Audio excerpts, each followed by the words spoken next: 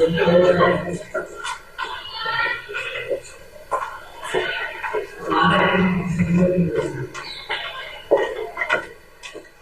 extend a warm welcome to you, sir. Before I hand over you to sir, I would like to tell him, or rather I would like to tell each one of you here, that sir did his MBBS from AFMC, and then he did his post-graduation from the Army Hospital, Delhi. And subsequently, he's been working with, after he took a premature retirement, he's been working with the Max Hospital. Now, sir has a distinguished career, which I think that every one of you who are sitting here must aim for if you want to become a doctor. He has been awarded the Vishish Seva Medal in January 2009 and the GOC-INC Western Command Commendation Card. So this speaks volume of sir dedication towards his profession. And you would be very happy to know that sir is specialized in micro neurosurgery and keyhole brain surgery. So that is the level of commitment that sir has got.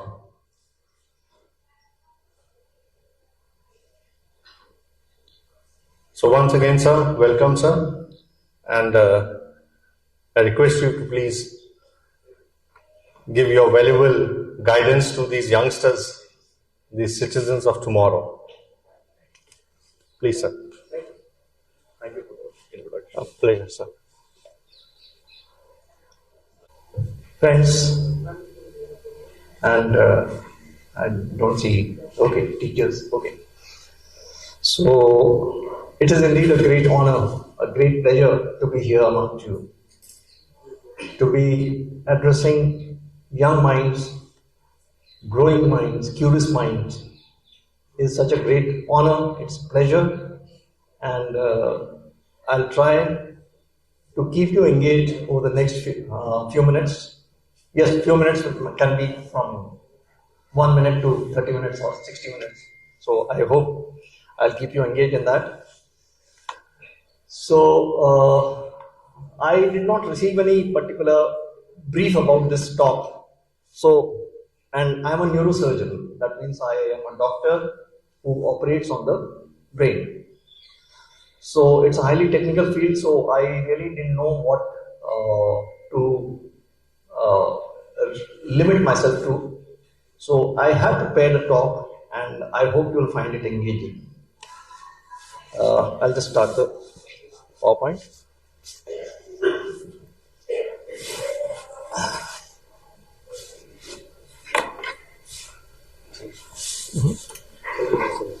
Okay.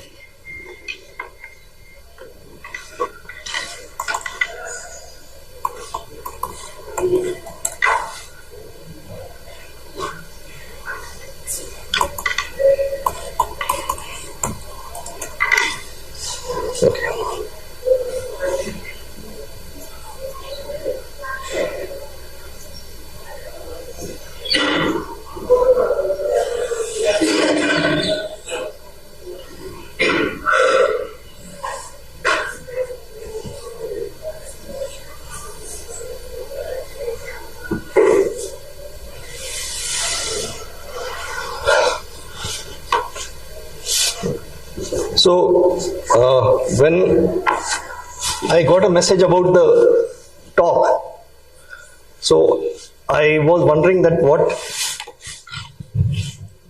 should I include and what should I restrict myself to. So I thought I'll keep it into a mixture of evolution, science, arts, and my own subject, that is neurosurgery. So I hope you guys will find it interesting. I have the picture over here. Can anyone guess what is that feature on top? Anyone? What does the structure represent on top? No? Atom? Structure of atom? Yes? A nucleus, electrons. Okay. So that is a feature in Brussels. It shows a central nucleus and atoms. And the place is known as Atomium. And this is capital of Belgium. So, there are only two natural verticals. When I say vertical, vertical means something which is upright. Agreed? So there are only two verticals in nature. Anyone? What are those two? Come on. One is a tree trunk. You can't say a lamp post because lamp post is man-made. So a tree trunk and yes, who's that? Excellent. And the human being. So how did we become vertical? This is what is shown in this picture. And this is during the course of evolution. And you can see that, sorry. And you can see that, you can see that the size of the skull has changed over evolution. The skull has become bigger and it means that the brain has also developed. That's how the development has taken place. And what are the salient features of human evolution? Salient features of human evolution. I'll give you three. There are three salient features of human evolution. One is adoption of upright stance. That is, we have from four-legged, we have become two-legged. And our hands have become free to carry out some intelligent tasks. That is one. Secondly, our eyes have become closer. So, our eyes are facing front, unlike some of the animals in which you have eyes on either side. So, once you have the eyes on front, what is the change that occurs? Stereoscopic vision. Okay. So, you can appreciate 3D structure of structures, 3D structure. So that is what happens. And the third thing which happens during human evolution is the hand. The thumb can be opposed, which is not possible in lower animals. The thumb can be opposed to the fingers so that we can work with the thumbs, we can work with the tools. We can type, we can use various power tools, we can use the mechanical tools. That's the advantage of we can have a good grip. So these are the three things which have happened to the humans as they evolved, and rest everything follows that. So, but the main thing that occurred that time was that the brain developed, and then what happens? How does the evolution occur then? The spark. I'm sure the early humans, whichever species they belong to, whether it was sapiens or something else, they must have seen forest fires. So how to tame that fire to their advantage? They must be running away from forest fire. So this is how they did. Ignite the spark. So this man over here, somehow it's not. Okay. So this man over here is igniting the spark, and there's a young boy who's feeding that spark so that fire can be lit. And similar example was seen in a recent movie called Castaway. How many of you have seen that Castaway? Castaway, Tom Hanks movie. No? Okay. In that, this is a recent 21st century story in which the person is stranded on an island and how he makes fire over there. Similar technique. So by rubbing and by friction, he makes fire. And what is the fallout of that fire, of that taming of fire? That the person gets a family feeling. That means more and more people crowd around that fire. A community gets formed, and the food, the cooking starts. So this is how the evolution has occurred. That is, we have the early man tamed the fire. Then gradually the brain starts functioning, the thought starts emerging, and this is where the real evolution starts, when the thoughts start emerging. So probably the thoughts may have started forming, but then where was the expression? Where was the language? Where were the words? They are yet to be formed. So this is a very old, tourist attraction also in Paris, the thinking man. So this is how the progress started. Then came the wheel. You'll be interested, you might find it interesting that the wheel, what purpose does it serve today? Everything in technology, everywhere in technology, but primary function, transport. But you know what was the need for a wheel for the early man? It was the potter's wheel. So first they made a potter wheel. That is to make structures. The potter's wheel, Kumar. So that was the first purpose. And then gradually things started getting made, and of course then gradually they graduated to forming vehicles, the chariots and so on, where the transport could be, it could be used for transport. And anyone, what is the structure on top? Anyone? That wheel structure on top? Yes? Anyone? Anyone heard of Konark? Konark? Konark? Yeah, please. Sorry? Sundial. Ah, yes, excellent. So that is the sun temple in Konark, which shows the wheel. And wheel, this is a mounted chariot. So this is how the wheel came in, and then that also added to the evolution. Then the word. Initially there were grunts, then maybe some form of word formation, and then there may be sentence formation, and of course then the literature and so on.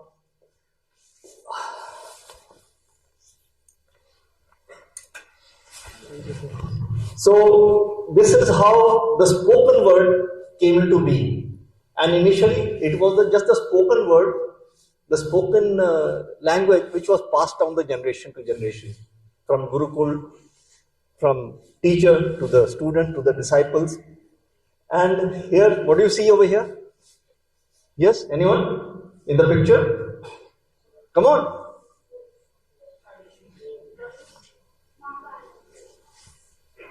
Mahabharata. What event of Mahabharata? Yes. Good. So that is Lord Krishna giving the sermon of Gita to Arjuna. So this is how the spoken word has been passed down. Then of course it was recorded also. But what happened next? Spoken words, it led to formation of thoughts, crystallization of thoughts, and expression of thoughts.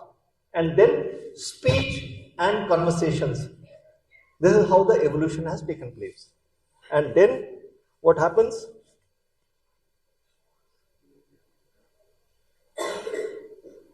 The Gettysburg Address of Abraham Lincoln is one of the most famous speeches of the world. And anyone can hear this voice? I'm sorry, it's not getting magnified. At the stroke of the midnight hour, when the world sleeps, India will await the light of freedom.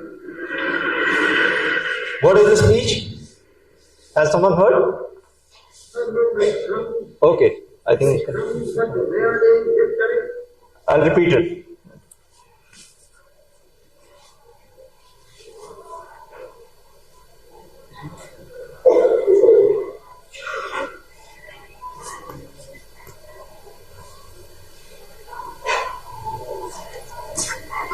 When we shall redeem our fate. Okay, never mind. So this was the Twist of Destiny speech by whom? Twist of Destiny. No one? You heard the speech? You read the speech in the books? Twist of Destiny. Okay, who are the two gentlemen in the first figure?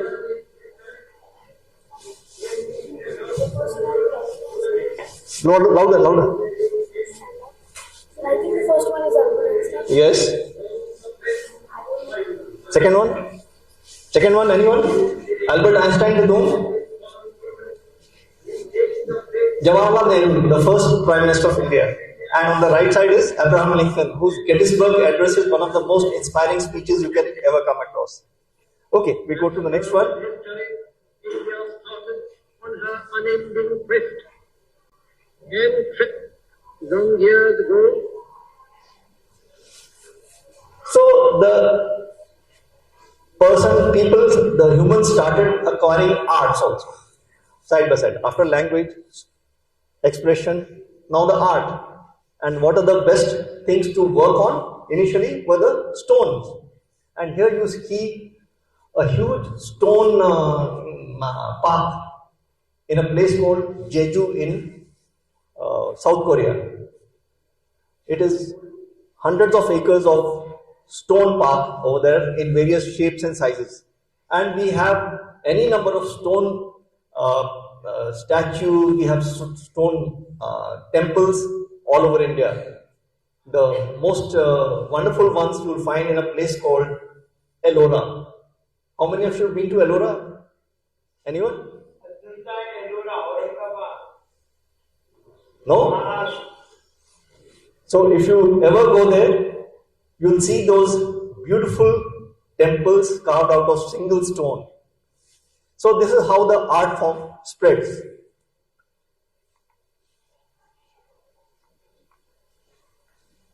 Well, the written word after that. The written word. The spoken word and then the written word. That is the most important thing, the most important aspect of evolution of where your thoughts, your words can be put into writing. And these are some of the earlier examples of writing. This one is from the Sumerian and Turkish civilizations. This is a picture taken by me.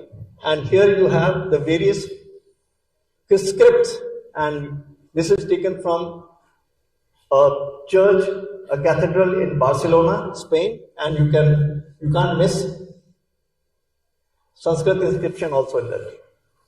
So, giving a script and making it a written word gives your thoughts an immortality. They will be there forever. Once you write it down, once you put it in print form or handwritten form, they are permanent. So the written word, it kind of makes it another pivotal event in the evolution of mankind. Evolution of arts and science. Are you familiar with this picture on the right side? I think the second one is Yes.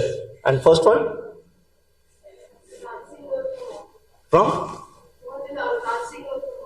From? Mohenjo-daro, yeah. Harappa, in fact. So, this is how the evolution has occurred in the form of arts also. Then, of course, music and higher forms of art, and on the right side, you see Tansen and his guru. Who was the Tansen's guru? Anyone? Tansen, who was the court musician of Emperor Akbar.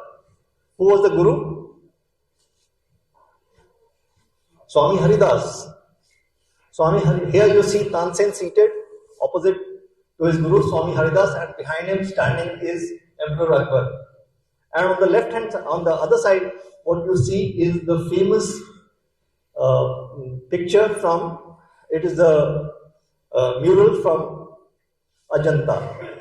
And this you will find on all the tourist brochures of India. And it is still surviving and with the same serenity.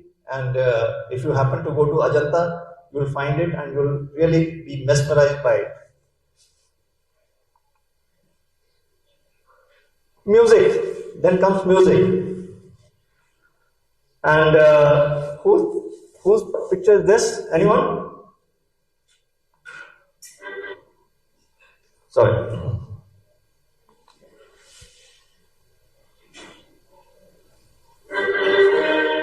Anyone familiar with this music? Yeah, someone? Sorry? Oh, I can't.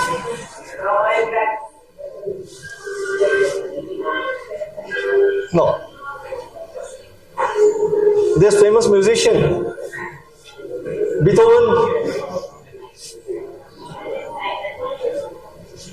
That on the top is Beethoven, and down below, Ravi Shankar, Pandit Ravi Shankar, and here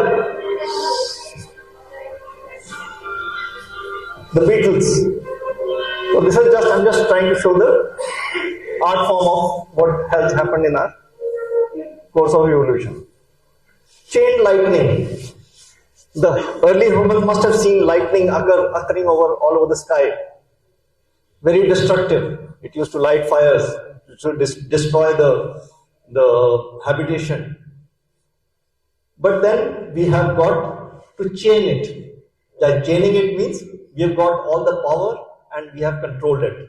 And how is it?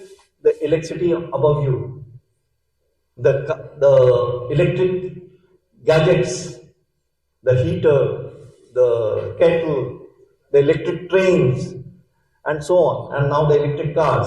So we have chained it, we have tamed it, we have tamed the lightning. And this is just one example of the neurosurgery, where this is a bone tumor, the brain tumor being operated. If you see, the technology is in full use over here. This is the brain, and here is the tumor which is being removed from the brain. So here the technologies, we have evolved to an extent that we can even chain the lightning, we can chain the electricity, we can control the electricity. And how it is being removed? With the help of electricity. Now electricity is being used to control the bleeding after the tumor is removed. And the other picture shows where we can operate on brain tumors without actually opening the skull. And that is called radiosurgery. That is gamma knife. It is called gamma knife. If some of you become doctors, you'll be more familiar with these terms. Gamma knife, where you can operate without opening the skull for brain tumors. So this is picture from my own training after we established the Gamma Knife Center.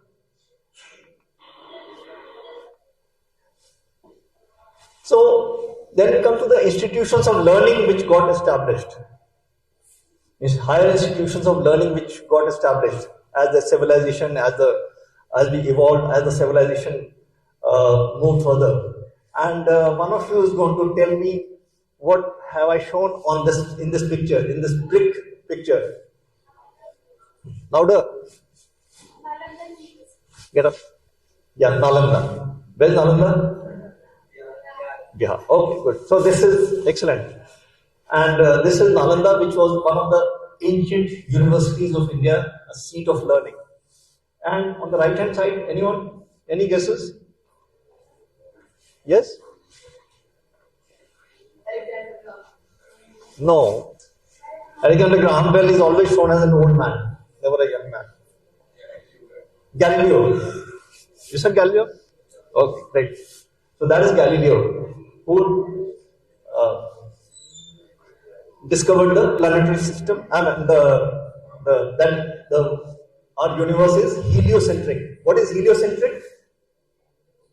Anyone? What is heliocentric?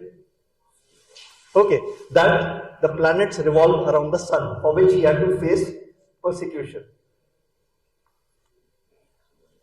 That's my own institution of learning, Armed Forces Medical College, and I'm sure there will be people who will be interested to join. So this is a great institution and a great place to become a doctor. So what has happened is, it is the science which is the transformative power. The science. So science evolved as a discipline in the 16th century during the Renaissance, in which we had advances in physics, we had advances in chemistry, biology, engineering, medical sciences, etc. And they were integrated with life. So whatever was happening for the benefit of life. And biological evolution was explained by the theory of, how do you explain biological evolution? Theory of what?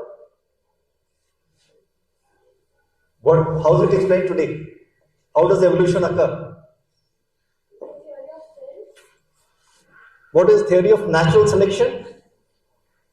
Theory of natural selection by Charles Darwin. The picture is there. Charles Darwin. So this is the theory of natural selection. So we were gradually becoming more and more focused towards how we got here, how we have reached this as we are today. And interspersed, the gentleman on this side, and he's got a mosquito sitting on him. Okay, so he's Sir Alexander Fleming. Any idea what did he do? What did he contribute? Alexander Fleming? Yeah? Yes. So that was a landmark event in the medical sciences. That is discovery of penicillin, and with which a lot of infectious diseases, they could be controlled. And the person on the right, in dark suit, Louis Pasteur. And what did he do? The germ cell, that means he discovered the germs, the bacteria. So that's how the germ cells came to be recognized, and that's how the bacteria were diagnosed, and together they had major influence in advancement of medicine. And of course, going up to the sky, when we could reach beyond the earth.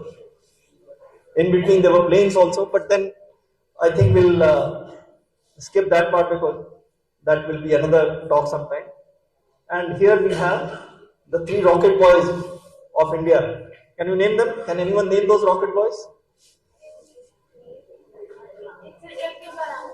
Okay, which one of them? Last. And upper 2? Upper 2? Come on, no one is answering on this side. Vikram Sarabhai and Homi Jahangir Baba.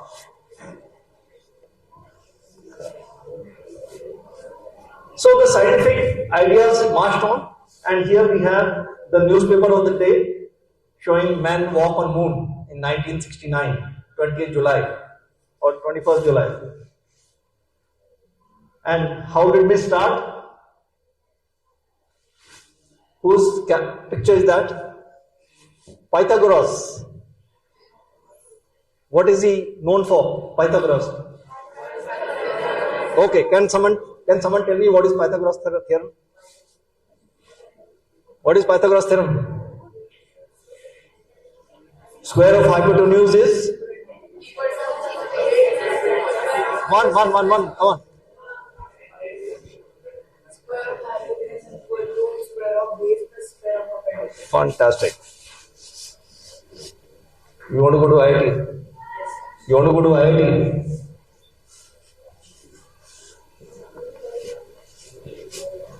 So, science is the captain. Just knowing science is not enough. It is the practice which is the soldier. Science may be the captain, but you have to keep practicing. That's how humans evolve. That's how we go into various activities like art, science, and so on, commerce, etc. So, science is the ultimate sophistication. Very poignant statement that the ultimate sophistication is simplicity. And who said this? Who is this gentleman? Yes? Yeah? You can get up and say. No? Leonardo da Vinci. Leonardo da Vinci probably was the first scientist of the time during Renaissance, who was a polymath. He was a scientist, he was a mathematician, he was an engineer, he was an artist, of course. Which is the most famous work? Mona Lisa. And one more?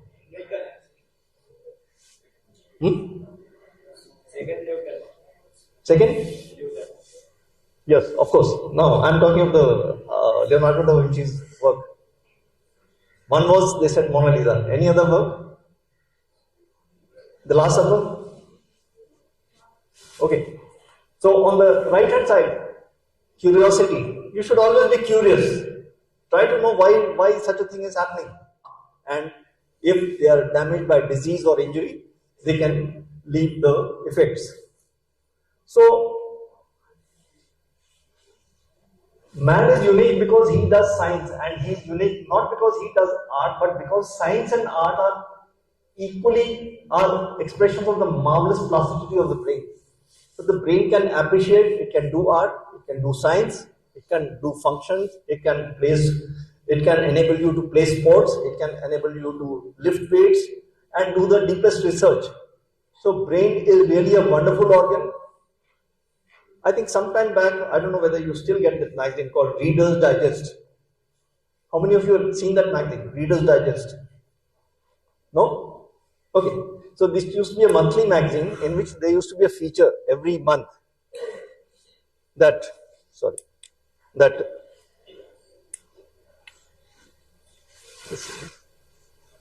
in which there used to be a feature every month.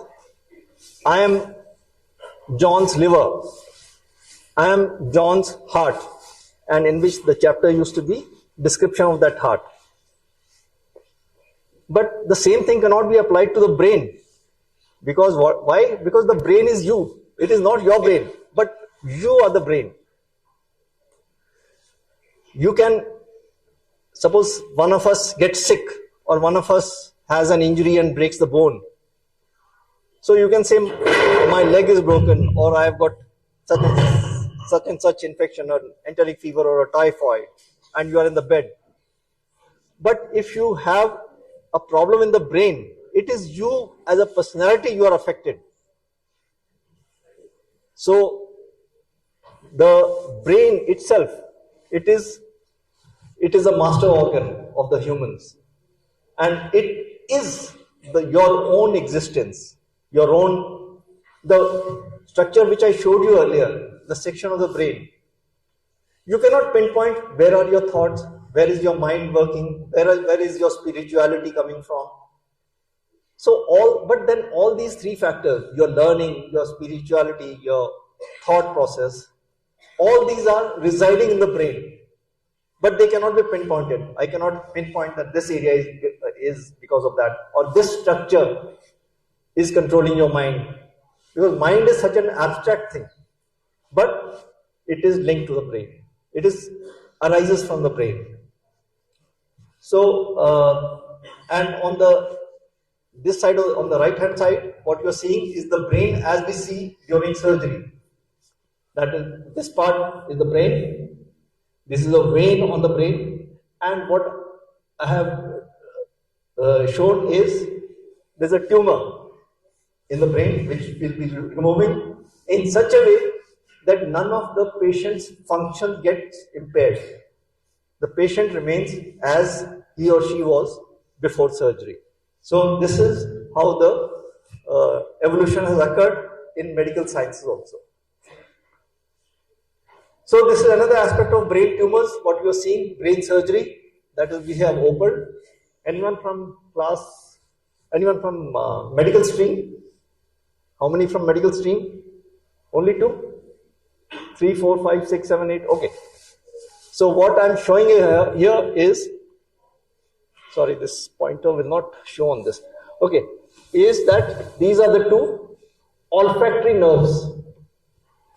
This is the opening of the head, of the skull, and the frontal lobes, they have been moved to one side, and here you are seeing the olfactory nerves. You see these 2? These are the olfactory nerves. And these 2 are the optic nerves, and this is the optic chiasma.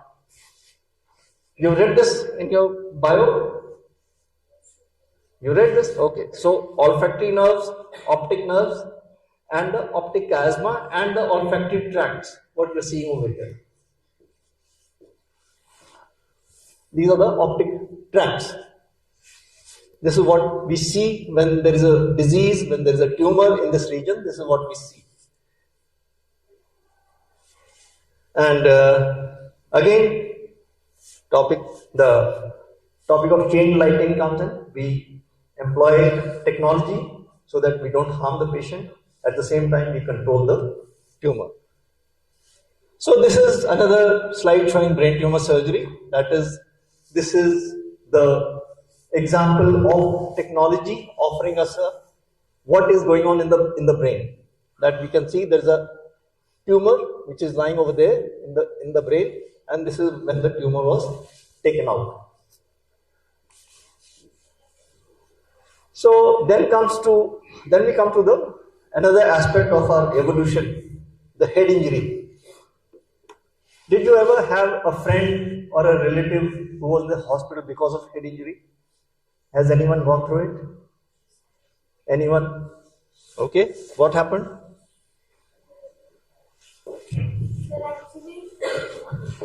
Yeah, quickly. So actually my aunt got an injury beside the head, and she suffered at least for 8 months. Okay. So before I go to head injury, I just want to ask you, what are the functions of the brain, by the way?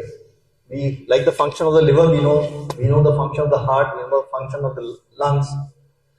So what are the functions of the brain? What use is the brain to you? Anyone? Yeah, please. So it maintains our posture. It Yes. maintains our learning skills. Yes. Development Yes. skills, and also it helps in how to talk and communication. Yes. So awareness, Yes. speech, Yes. movements, and of course, as I said, the thought processes, Yes. the mind, spirituality, all this resides in the brain. So just like you have an injured liver, the person becomes jaundiced. Yes. So he becomes jaundiced. Similarly, if a person gets injury to the lungs, the person gets difficulty in breathing. Okay, because that is the function of the lungs. But if the person gets injured in the head, all these faculties, what he has described, they get affected. That is the awareness, the speech, the movements, and the ability to take care of himself. So this is the difference between the injury to the brain and to the lower levels. And why I have brought this topic over here is because, especially those who are in the senior classes, and it's not long before you people will be graduating and acquiring your own vehicles in the form of two-wheelers, etc. And being on a two-wheeler carries a huge responsibility, and that is where the risk of head injury comes in.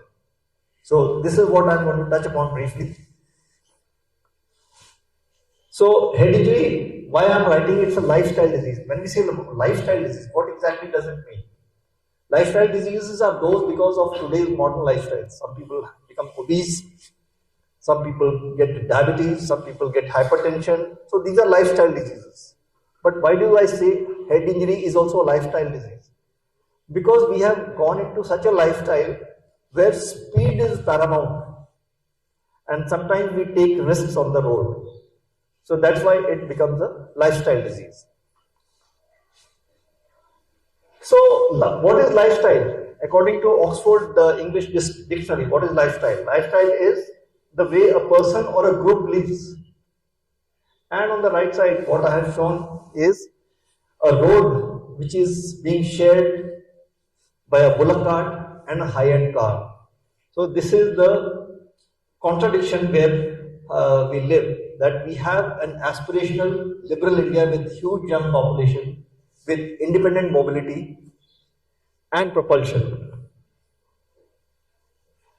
What is happening now? Are we upwardly mobile?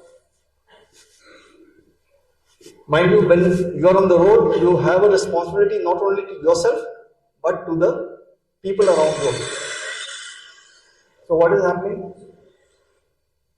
The person is going on a bicycle, handling the bicycle with only one hand, the other hand has got a mobile on his ear. And with that, what happens? He is distracted, his mind is elsewhere. He may be seeing the danger in front, but his mind is not registering that there is a danger in front. Okay. So head injury is a lifestyle complication. It is largely self-inflicted. That means you give it to yourself. Because there is a disdain for safety and law. Why should I wear a helmet? Why should I stop at red light? So you don't want to follow any law. Defiance. मैं तो ऐसे ही करूँगा, चाहे जो मर्जी हो जाए. Fast propulsion. We want faster bikes, faster cars. We want to go fast.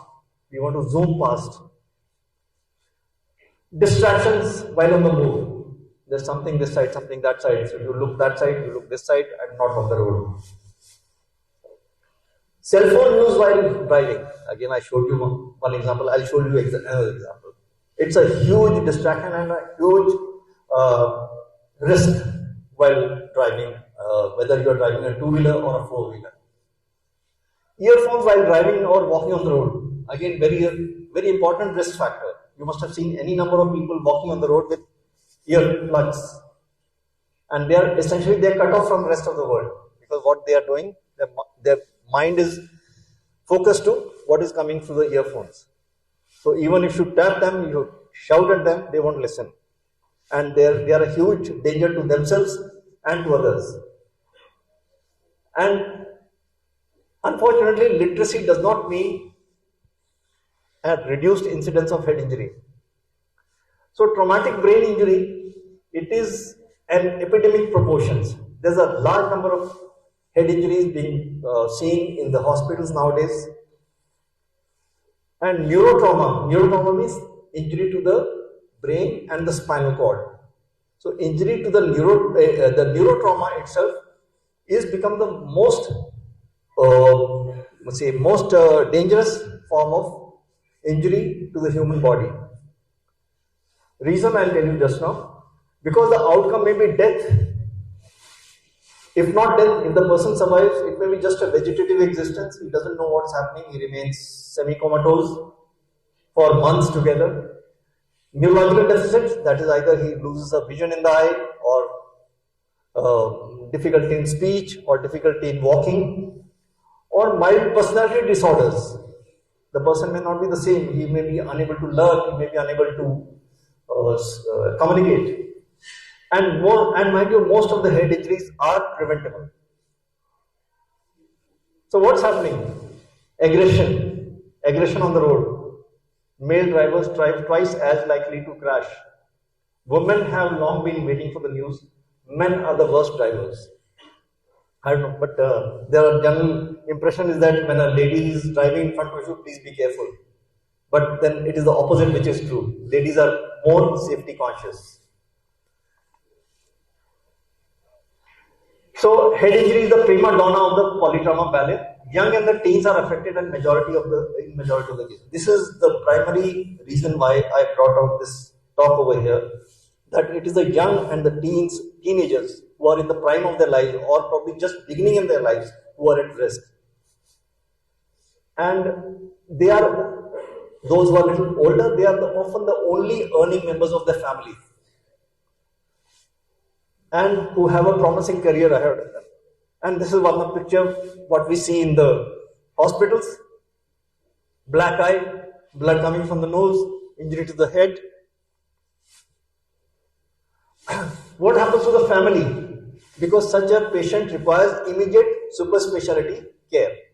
He can't be treated in a PHC or a small hospital. He has to be taken to a larger hospital. The treatment is expensive. Emergency decisions by the family, because suddenly at the middle of the night the family has to decide which hospital to take him to, whether you should say yes to surgery or no, whether to get a CT scan. So all those decisions are to be taken immediately. Uncertain outcome, I've just showed you. Prolonged hospitalization, specialized treatment, rehab, and even then whether the patient will be back to normal, and if yes, when. And it is a drain on family resources. It's an expensive treatment, and add to that the caregivers charge. By caregivers means those who will be caring for the patient at home. Some of them might lose their careers, so some of them will be homebound because to look after the sick person. So it is very important that you, with impressionable minds at this stage, should understand the dangers of head injury, and more important, that prevention is the best form of cure for head injury. So this is just two of my patients who underwent surgery for a blood clot inside the skull. As you can see over here, there's a huge big blood clot over here and over there also. So this was removed and luckily the patient survived. So lifestyle, the driving, youthful, energetic, exploratory behavior. Driving is the pleasure, provided you drive with responsibility. And especially if you are learning to drive, you should learn it properly. This is where mentoring comes in, who teaches you driving, and whether there is parent supervised learning. And religious grounds for not wearing a helmet, this is a ridiculous excuse, not to be accepted, and it is unfortunately it is allowed by law. As you can see on this picture, the men are wearing the helmet, but the ladies aren't.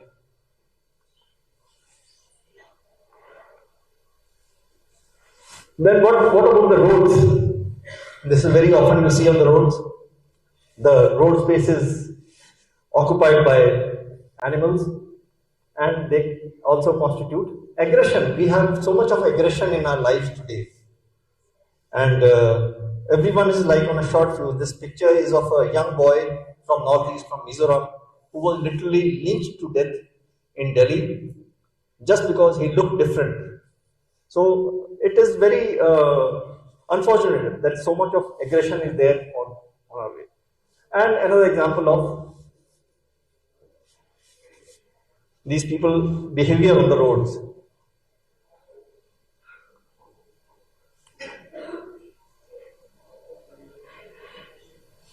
Sorry.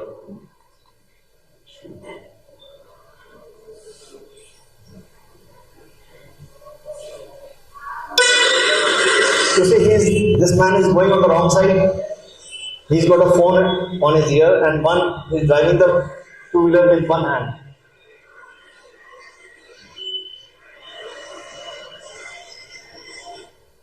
So such kind of behavior, it invites disaster. So a motor vehicle empowers a person often into wrong conclusion that he or she is the owner of the road, distraction with cell phone, disdain for law and rules, I, me, myself. Traffic lights are a needless annoyance. Why should I take a U-turn when I can go to the wrong lane? So whether we are still walking in two legs while we are driving, mentally we might be walking as we are just holding the steering. I don't know. So that's why I call it a lifestyle disease. Well, another example.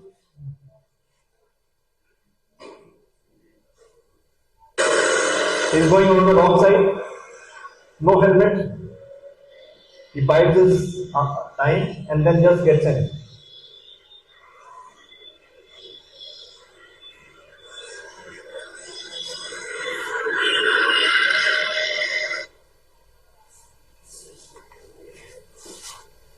So issues to be addressed. School bus drivers have to be properly mentored. Parental supervision and mentoring inculcate a responsible and respectful behavior toward others. If you are driving a vehicle, you are responsible for the well-being of the other person also who is in front of you. Awareness what head injury means and what it can lead to. Head protection, the helmet is for you and not for the traffic constable. And what is the hurry when you are on the road? Why do you want to go so fast? And of course, I've shown a bus for obvious reasons. Any reason why I'm showing this picture? A school bus? No, people haven't noticed anything. Overspeeding? No, not really. Bus is static. Well, simple thing. Look at the spelling. What does the spelling say?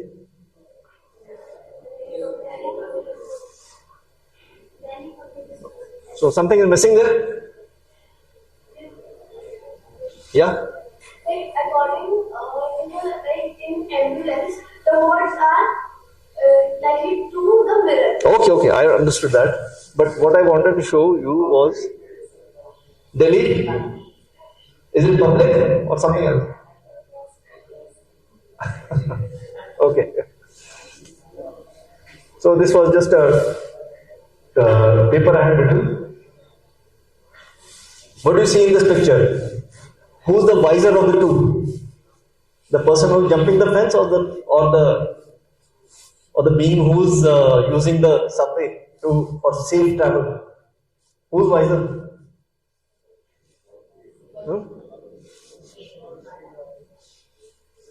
Incidentally, this picture is taken at the same place in Connaught Place in Delhi. 280 die on Indian roads accidents every day. Very poor statistics. Doesn't say anything good about our system. But what I am why I am keeping this cutting is for this Lakshman cartoon. I don't know whether people can read this, but obviously drunk man is brought to the police station and the constable is telling the inspector that while driving he hit a cyclist, ran over a pedestrian, damaged a car and dashed against a lamppost and stopped. No sir, we tested. He was not drunk. He was talking on mobile phone all the time.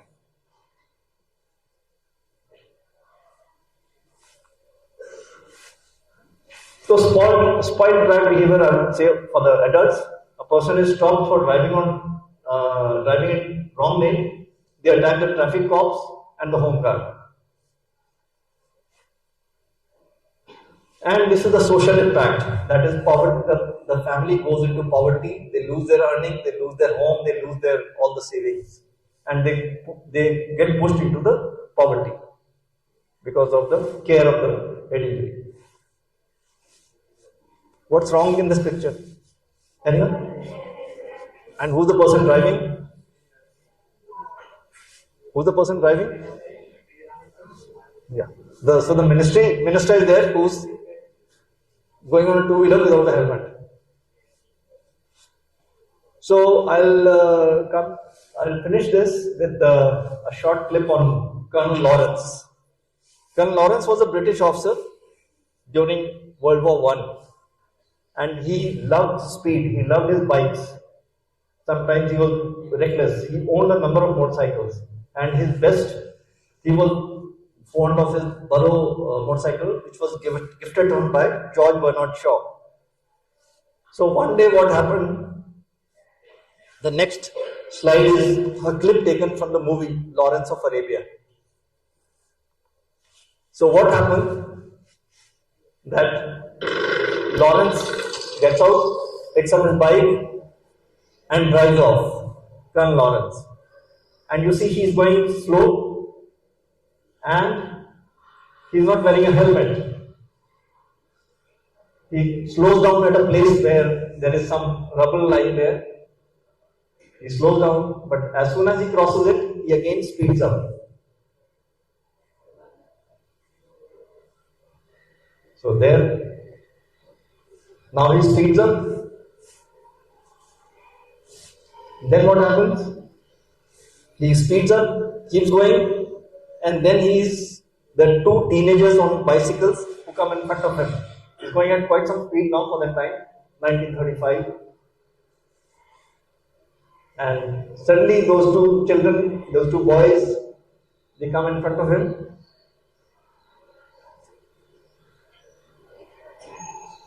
And he's really speeding up now.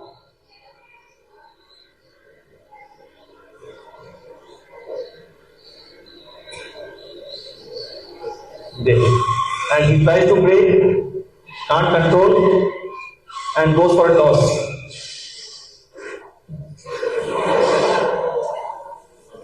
So this is what happens, and then what happens?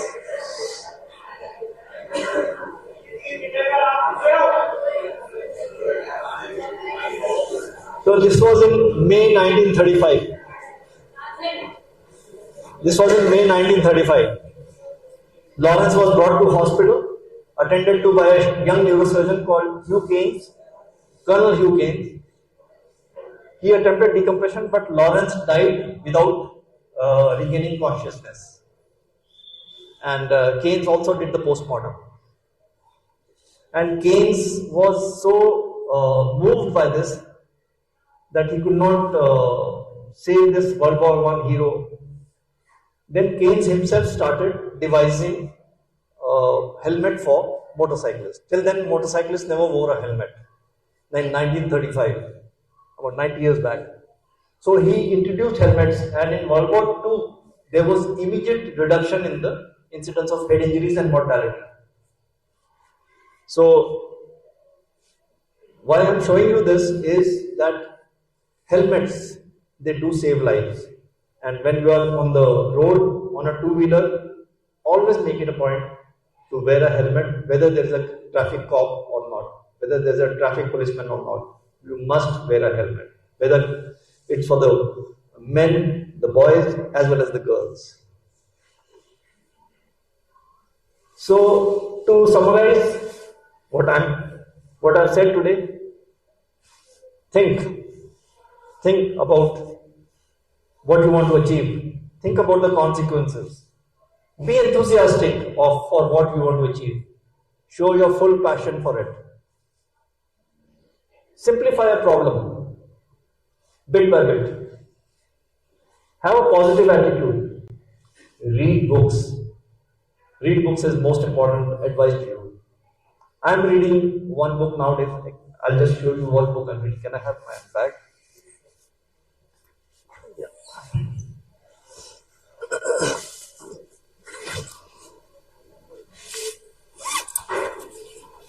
Well, this is a book I'm reading nowadays. It's called The 10th Nerve. Now, come on, bio students, which is the 10th nerve? Right, come on, I don't expect silence on this. Which is the 10th nerve? No? Vagus nerve. You understood what was the olfactory nerve, optic nerve, and now the 10th nerve, which is the vagus nerve. Okay. So, read books, be inquisitive, observe and correlate. Do it yourself, DIY. Stay safe and keep others safe. That's very important. And of course,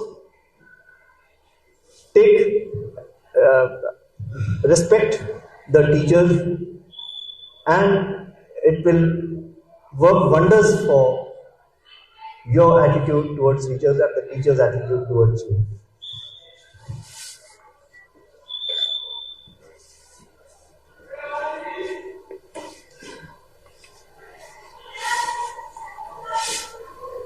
So this is what I want to show you On the left hand side is a picture where I went a couple of years back to my old primary school. And I was happy to see that there are a couple of teachers from my time, this gentleman and one more, and I'm standing in the last row. And we had such a wonderful time with those teachers. And on the right hand side, this picture is of the latest batch of students who have come to AFMC, Armed Forces Medical College. And I had gone for my 50 years of joining to AFMC. I joined in 1974, and this is the batch which came in 2024. So it was such a wonderful feeling meeting those youngsters. So keep in touch with your friends, keep in touch with your teachers, keep in touch with your institution, and because they are the ones who make you. And I'm so proud that when one of my old teachers came to me for treatment, it is really a wonderful moment when, as a doctor, your old teacher comes to you for treatment. It's really, it's the most proud moment for the doctor and a sense of fulfillment. Thank you, ma'am. So with this, I come to the end of my talk, and what I see is an integration of brain with technology, which is going to happen in times to come. And I'm sure some of you will be there at that time, making it happen. These things will happen, whether you go to a medical school or IITs. So these things will happen, and I'm sure one of you or some of you will make it happen. Thank you very much to each one of you for being here.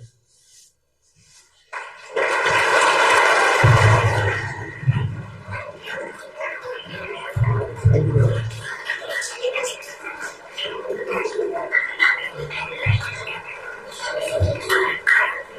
Sit down, please.